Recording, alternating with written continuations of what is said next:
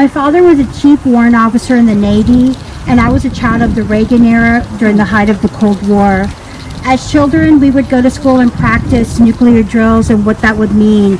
I believed, on some scary nights that the Russians were going to bomb us, and I believed that the mightiness of the United States of America would protect me.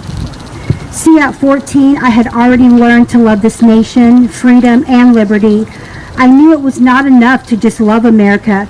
I had to be willing to sacrifice for her. I had to be willing to stand alone in a crowd and proclaim my love for freedom and liberty. And that's why I'm here today. When my school board made a decision when I was in high school that I was really unhappy with, I decided to do something. I made my homemade poster and I stood out on the little country road. I lived out in the middle of nowhere in Texas. I held that sign all day and 2 cars passed by. And I went home and my mom said, "What are you doing?" I said, "I'm mad. I don't like what they're doing and I'm taking a stand. I'm going to make a difference."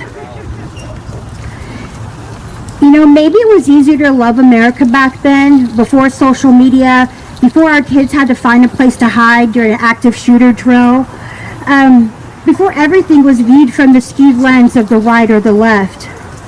At what point did civics become synonymous with politics? These days, many would find it difficult to even define what civics is.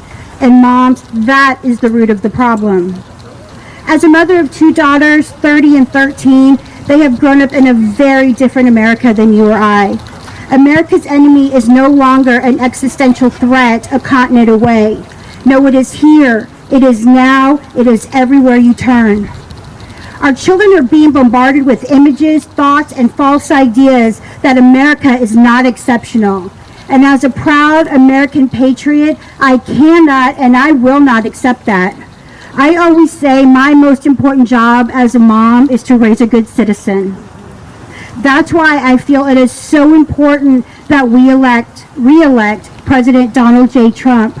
He will bring back patriotic education to our schools, teach our kids to stand for the flag and what it means to receive a folded one. The president knows the only way to keep America free is to teach our children to cherish freedom, love liberty, and for them to know these are not abstract terms.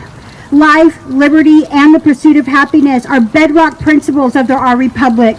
Our children need to learn it, love it, live it, no matter the cost.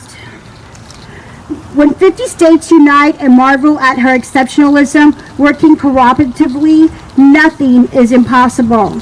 So moms, my challenge to you today is simple. If we want to stop the riots, the protests, protect our God-given rights, the Republic, and hold tight to the Constitution, we must raise good citizens. If we do that, everything else will fall into place.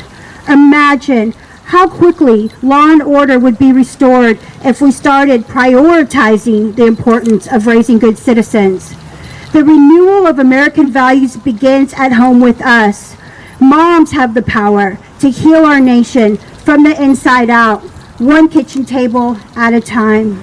Thank you. Moms, please get out and vote. Don't listen to the media. They're lying to you. Get out and vote. The president's going to win. God bless America.